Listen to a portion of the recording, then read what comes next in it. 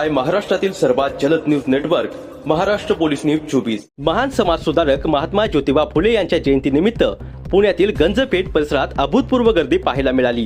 लाखो अनुयायींनी एकत्र येत महानायकास अभिवादन केले आणि परिसरात एक प्रकारचा उत्साही प्रेरणादायी माहोल निर्माण झाला होता। जयंतीनिमित्त विविध सामाजिक, सांस्कृतिक आणि प्रबोधनात्मक कार्यक्रमाचे आयोजन करण्यात आले होते। सभा, संमेलन, क्रांतिकारी भावगीतांचे सादरीकरण तसेच समाज प्रबोधनपर गीतांनी वातावरण भारावून गेले होते।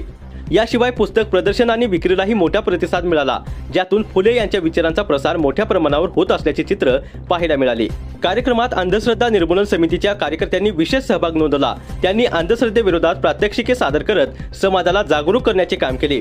ढोंगी बाबा बुवा यांच्यापासून सावध राहण्याचे आवाहन करत वैज्ञानिक दृष्टिकोन स्वीकारण्याचा संदेश देण्यात आला। यावेळी एकता मिसळ या उपक्रमांतर्गत हजारो लाखो उपस्थितांना अन्नदान करण्यात आले। पुण्यातील प्रसिद्ध जोगेश्वरी मिसळचा आस्वाद घेत अनुयायींनी सामाजिक एकतेचा अनुभव घेतला। एकूणच महात्मा फुले जयंतीनिमित्त गंजपेठ परिसर विचार, संस्कार आणि समाज प्रबोधनाने फुलून गेला होता।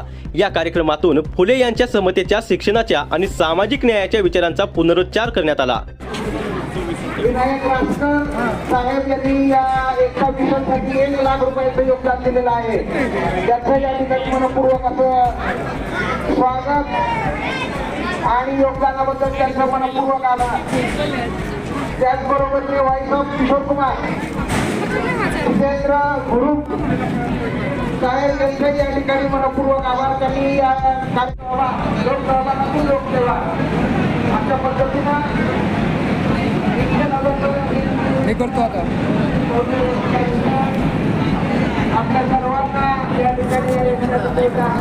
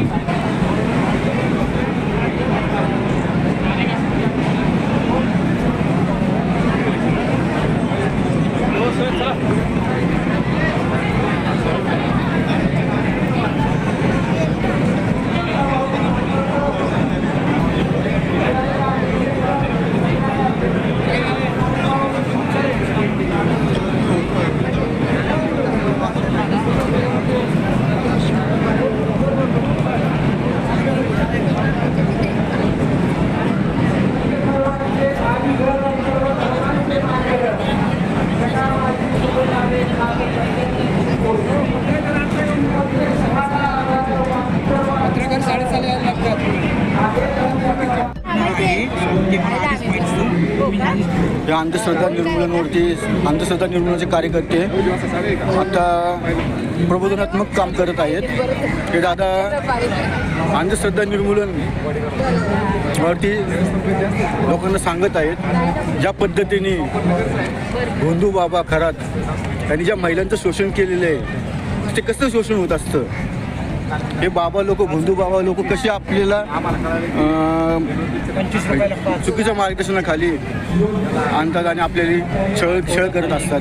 तर हे मार्गदर्शन दादा करत आहेत अंधश्रद्धा निर्मूलनाच्या माध्यमातून।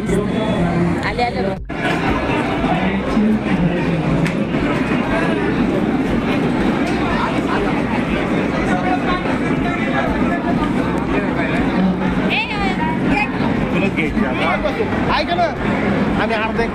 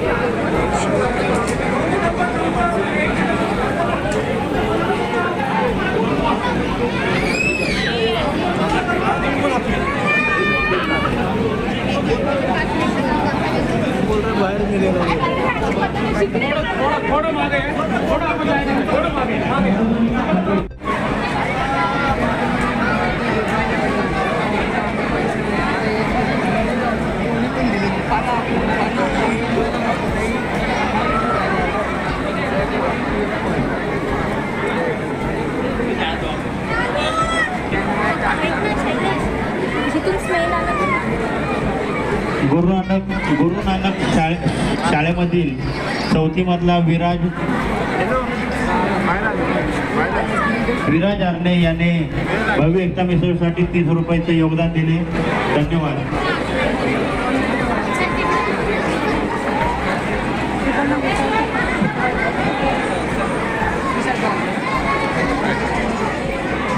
विनायक राजकर दगडूशेठ गणपतीचे डेकोरेशन करणारे माननीय श्री विनायक राजकर यांनी एकता मिसळसाठी रुपये 1 लाख चे योगदान दिले आहे.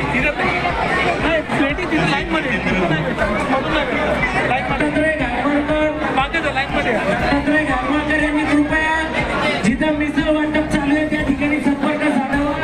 पियुष शाह यांना संपर्क साधावा. दत्तात्रय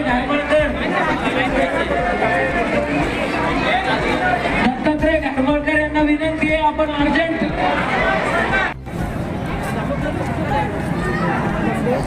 मी आता महात्मा फुले समाधी स्थळाजवळ आहे.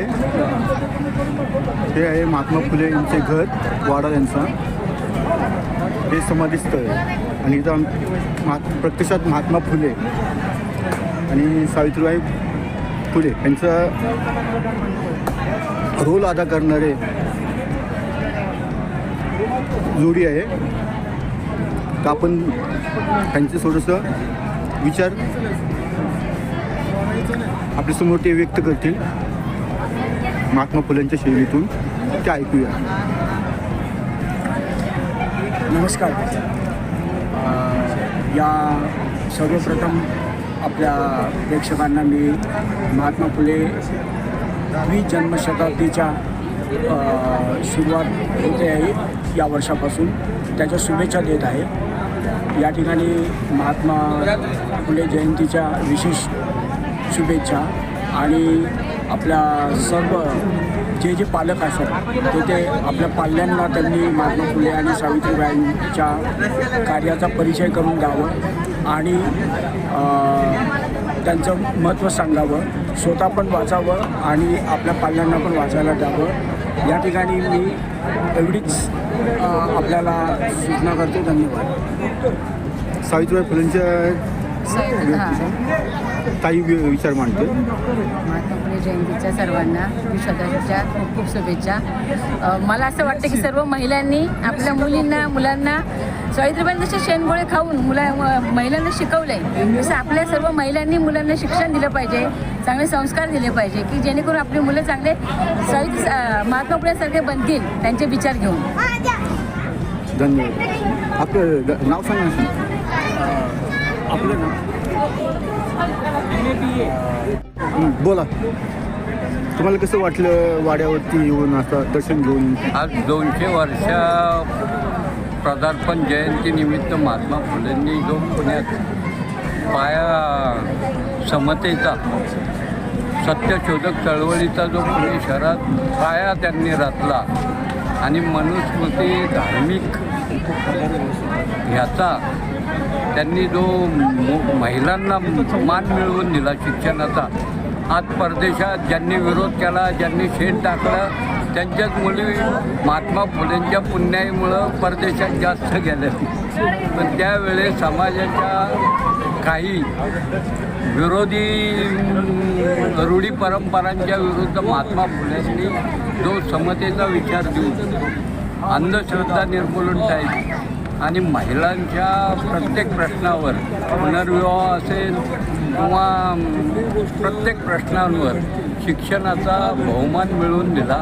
त्यामुळे आज महाराष्ट्रातील प्रगत, केरळनंतर आमचं शिक्षणाच्या ह्याच्यात प्रगत महाराष्ट्र प्रदेश हा महात्मा फुलेंच्या पुण्यामुळं आज जास्त शिक्षित झाला आणि सगळ्यात जास्त महिलांचं प्रमाण त्यामध्ये की आज परदेशात ज्या मुली गेल्या ज्यांनी महात्मा फुलेंना शेण मारलं, शाळे बंदी करावं सांगितलं, आज त्यांच्याच मुली जास्त शिक्षणाचं श्रेय घेत आहे.